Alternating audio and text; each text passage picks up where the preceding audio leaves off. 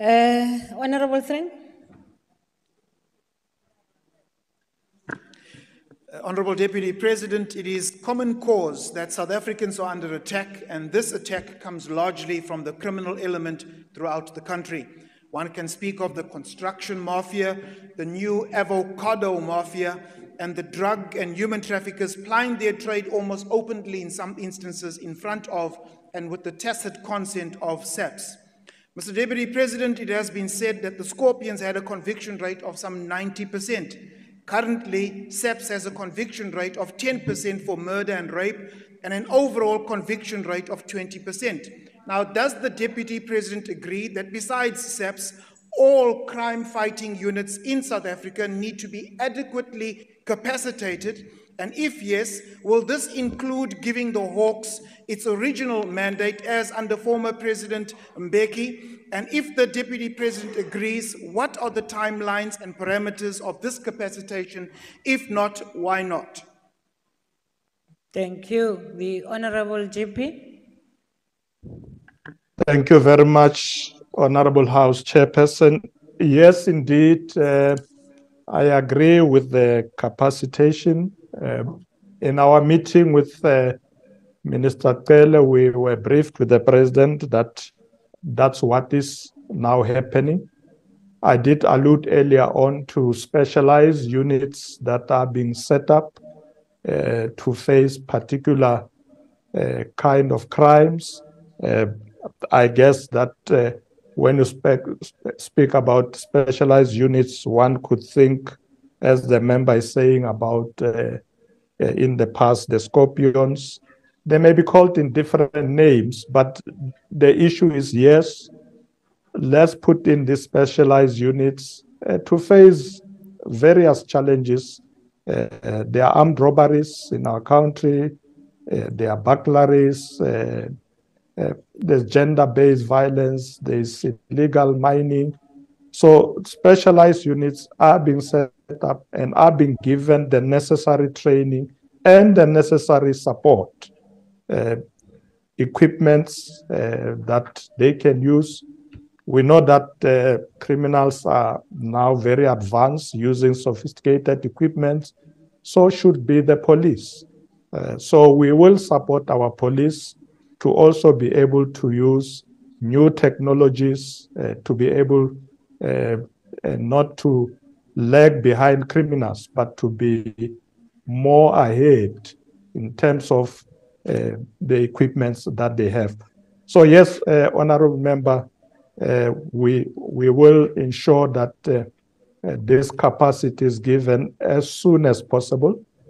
I can't give at the moment the exact time frames on when everybody would have been trained. But as I said earlier, a lot of those who are already working do continue to receive refresher courses, train, but new ones are also being enlisted now.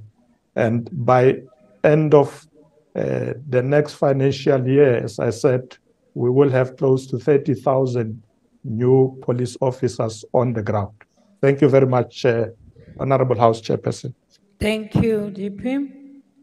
We now move to question number 21, asked by the Honorable Malachi to the Deputy President. The Honorable Deputy President. Thank you, Honorable House Chairperson. Honorable House Chairperson, I'm pleased to report that together with the leadership of the Human Resource Development Council, the HRDC, we have completed the 10-year review of the HRDC. And as a result, we are focusing the work, we're refocusing the work of the Council. The work of the HRDC has successfully been strengthened through partnerships, particularly between government, business, academia, trade unions or organized labor, civil society, and other sectors as well. And together addressing blockages in the country's human resource development. The HRDC has been critical in contributing to the economic reconstruction and recovery plan, serving as an anchor by ensuring that the plan is skills-based, innovation-led, entrepreneurship-driven, but also advances technology. Honorable House Chairperson, as part of our commitment to addressing the skills shortage in the economy, the government, through the Department of Higher Education and Training, is committed to ensuring that the doors of education and learning remain open to all our people, to the youth, particularly from historically disadvantaged backgrounds. The Department of Higher Education and Training is already engaged in preparing NSFAS for the coming year, 2024 academic year, through various measures, which includes the finalization of a new comprehensive student financial aid model for cabinet approval. As part of the process to develop this model, the department has consulted several stakeholders, including, amongst others, the Business Association of South Africa, NETLEC, and other participants like organized labor. According to the Minister of Higher Education and Training, clear proposals on the funding model will be submitted to the cabinet by the end of this year.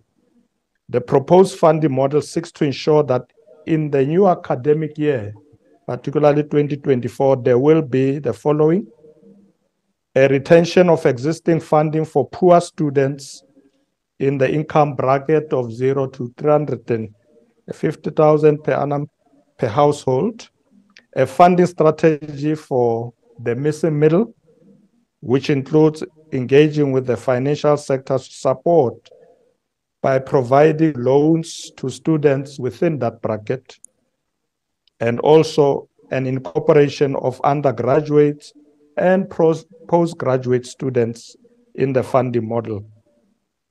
Regarding the challenge with direct payments, which started around June this year, the Minister of Higher Education and Training has already met and directed the board to investigate the extent of the problem and further devise a plan to address the identified challenges.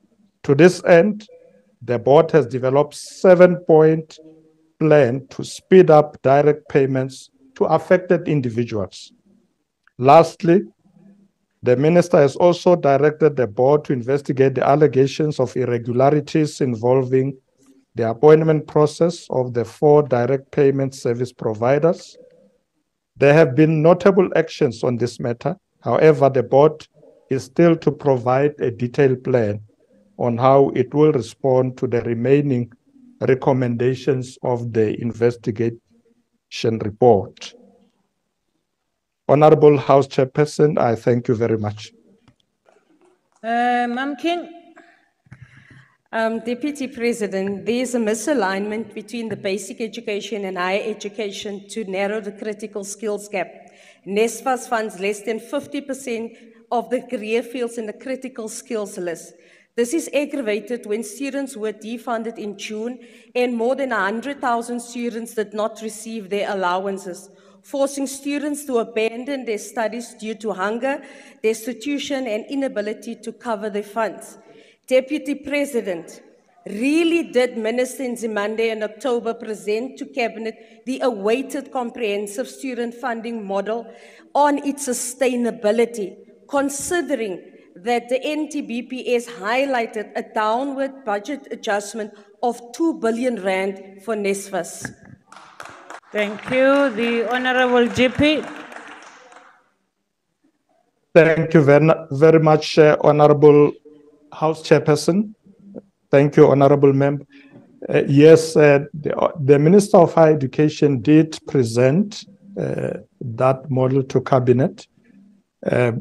He has been working hard with his team to ensure that we do meet the demands of our students. Honorable House Chairperson, we should take into account that the number of students going to universities and TVET colleges has increased a lot in the recent years, and therefore requiring that government increase its support. And you can see that increase in real terms.